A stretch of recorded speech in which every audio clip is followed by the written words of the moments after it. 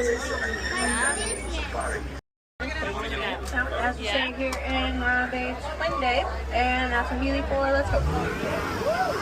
But I think the others might be off somewhere in the shade sleeping as well. Back there. Now a lot of times they do have those carrots and horns, just like the black rhino that we saw in the Aturi forest. But you guys, as you can see, this is for the pink coloration of their skin. Now I know they don't look all that pink right now, but that color usually grows to be more vibrant around mating season, and it kind of makes it look like they're blushing. Them is known as a pod, so it's a pod of pink-backed pelicans. It's just really classic. Hey guys, there's not their tendency to spring up into the air, which is known as pronking, but they're known to jump up to 9 to 30. Oh. Now if you look at that head, safari. Okay, anyways, like I said, we're going to travel farther into elephant territory. Now if you look all around us, you can see a lot of red clay.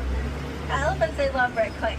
And they'll dig their trunks in the red clay and dig up any vitamins and minerals. Oh my God. And that's in them. And it's kind of like how as humans, it's like a multivitamin. And here to the left, you can see, I know it's just a fancy word for finger-like, so it's freely moving. So they use their trunks for literally so many things, like eating, drinking, smelling, communicating with each other, lifting things, dust bathing. The list really does go on. Now here to the left, you're going to be able to see a couple more giraffes. This one's just, oh, and it's just, and the mud will in turn act as a natural sunscreen as well as a bug repellent. Now guys, they have really sensitive skin, okay, and they're just like us. They can get 800 pounds of food a day.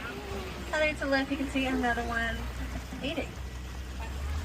Gotta keep the figure up. Now if you look up ahead to the left, you're going to be able to see this flamboyance of greater flamingos as well.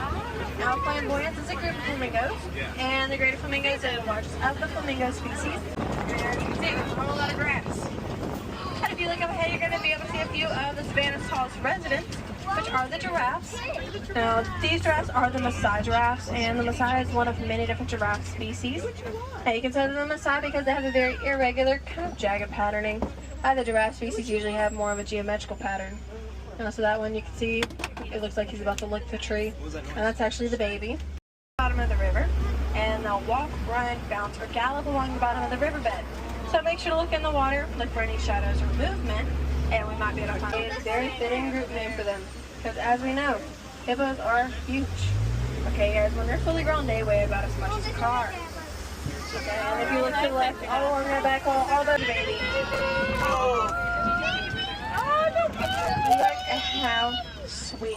Oh, the baby. Oh, mama. Are you gonna say, oh my God, but yes, she's really, really cute.